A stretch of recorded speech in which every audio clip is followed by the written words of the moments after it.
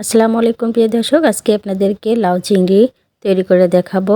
আর এই লাউ চিংড়ি রান্না করা খুবই সহজ আর খেতে খুবই মজার হয়। এভাবে একবার ট্রাই করবেন, দেখবেন সবাই খুবই পছন্দ করবে।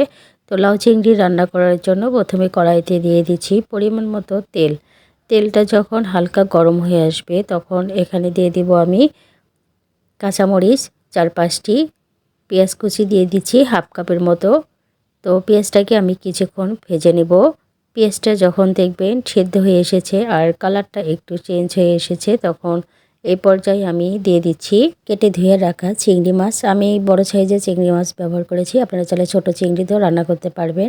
তো এখানে আমি 1 চা চামচ পরিমাণ হলুদের গুঁড়া দিয়েছি, আর হাফ চা চামচ পরিমাণ মরিচের গুঁড়া, হাফ চা চামচ পরিমাণ ধনিয়ার গুঁড়া, হাফ চা চামচ পরিমাণ জিরার গুঁড়া। তো সমস্ত মশলাগুলো দিয়ে আমি কিছুক্ষণ ভেজে নিব। তো এখানে আমি সামান্য পরিমাণ পানি দিয়ে দিচ্ছি, কারণ যেহেতু আমি বাটা মশলা ব্যবহার করিনি, এখানে সামান্য পরিমাণ পানি দিয়ে দিলাম। আর স্বাদ মতো দিয়ে দিচ্ছি লবণ। তো লবণটা দেওয়ার পরে ভালো করে মিশিয়ে নিচ্ছি। মিশিয়ে নেওয়া হয়ে গেলে পানিটা শুকিয়ে আসা পর্যন্ত রান্না করে নিয়েছি। তো আমি আবারও নাড়াচাড়া করে নিয়েছি। এখানে আমি একটা মাঝারি সাইজের লাউ নিয়েছি। তো লাউটা আমি কেটে ধুয়ে পরিষ্কার করে নিয়েছি। আর দেখতে পাচ্ছেন লাউটা আমি কিভাবে কেটে নিয়েছি। তো আমি এখন লাউটা দিয়ে দিচ্ছি। তো লাউটা দেওয়া হয়ে গেলে লাউটাকে আমি ভালো করে মিশিয়ে নিব।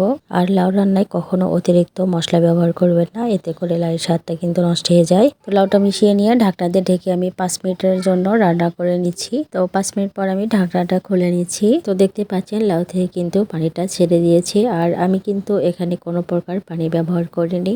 আর আপনাদের যদি পানি লাগে তাহলে সামান্য পরিমাণ পানি দিয়ে দিবেন। তো আমি আবারও ঢাকনা দিয়ে ঢেকে কিছুক্ষণ রান্না করে নিয়েছিলাম। আর দেখতে পাচ্ছেন একেবারে কিন্তু লাউ থেকে পানিটা ছেড়ে দিয়েছে। তো এই পানি দিয়ে কিন্তু আমি লাউটা সিদ্ধ করে নেব। আর তো আবারও আমি নাড়াচাড়া করে ঢাকনাটা ঢেকে দিচ্ছি, দিয়ে লাউটা একদম সিদ্ধ হয়ে আসা পর্যন্ত রান্না করে নেব। তো ঢাকনাটা খুলে নিচ্ছি আর দেখতে পাচ্ছেন লাউটা কিন্তু একেবারে সিদ্ধ হয়ে গেছে। আর লাউ থেকে কিন্তু অনেক পানি ছেড়ে দিয়েছে। তো লাউ রান্না কিন্তু আমার হয়ে গেছে। এখানে আমি ধনিয়া পাতা কুচি দিয়েছি। আর চেষ্টা করবেন এখানে ধনিয়া পাতাটা বেশি করে দিতে, এতে করে লাউটা খেতে কিন্তু ভীষণ মজা লাগবে। তো এখন আমি লাউটা চুলা থেকে নামিয়ে নিয়ে একটা সার্ভিং ডিশে নিয়ে নিচ্ছি। আর দেখতে পাচ্ছেন কতটা লোভনীয় লাগছে, আর খেতেও কিন্তু অসম্ভব মজার হয়। এভাবে একবার অবশ্যই ট্রাই করে দেখবেন, পরিবারের সবাই খুবই পছন্দ করবে। তো ভিডিওটি ভালো লাগলে লাইক, কমেন্ট, শেয়ার করবেন। আজকের মতো বিদায় নিচ্ছি। আল্লাহ হাফিজ।